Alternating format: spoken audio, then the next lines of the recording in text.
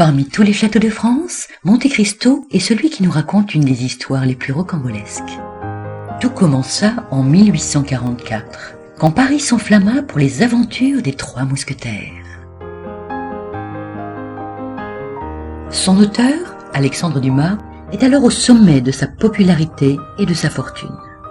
Il acquiert 9 hectares de forêt à Port-Marly. Il décide de faire ce qu'aucun autre écrivain n'avait osé faire, bâtir un monument à sa propre gloire.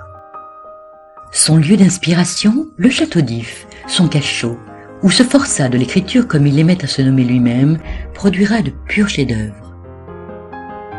Il en couvrira les murs de 88 stèles des titres de ses œuvres antérieures, de bas-reliefs décrivant des scènes de ses romans, et pour agrémenter le tout, des ogives gothiques, rosaces, colombages et son chien de garde. En face se dresse son château. Ici, il va s'entourer de Shakespeare, Dante, Virgile, Goethe, Chateaubriand, Homère, pour ne citer que quelques-uns. Il choisit pour lui la place d'honneur au-dessus de l'entrée principale. Façades sculptées, motifs dentelés, décors floraux, animaux étranges, armes et instruments de musique, et ses initiales, trônant sur les tourelles, servent à couronner son blason. J'aime qui m'aime.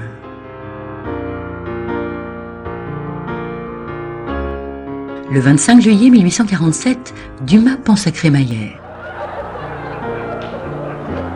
C'est peut-être l'un des plus beaux jours de sa vie.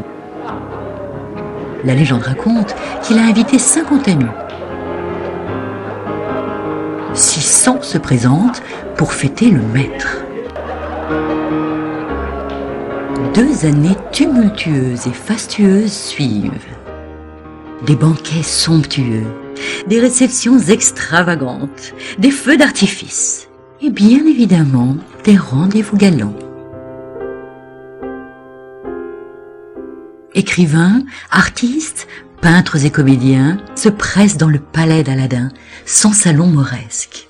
Beaucoup vivent à ses crochets, usant de sa largesse et de sa générosité naturelle. Si l'édification de son rêve dura 2 ans, 2 ans seulement ont suffi pour que son rêve s'écroule.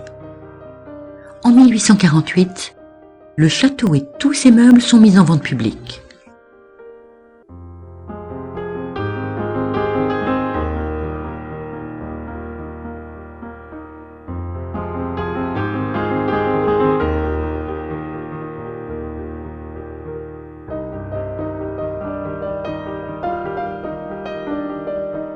Après 127 ans, le rêve d'Alexandre Dumas renaît dans tout son éclat.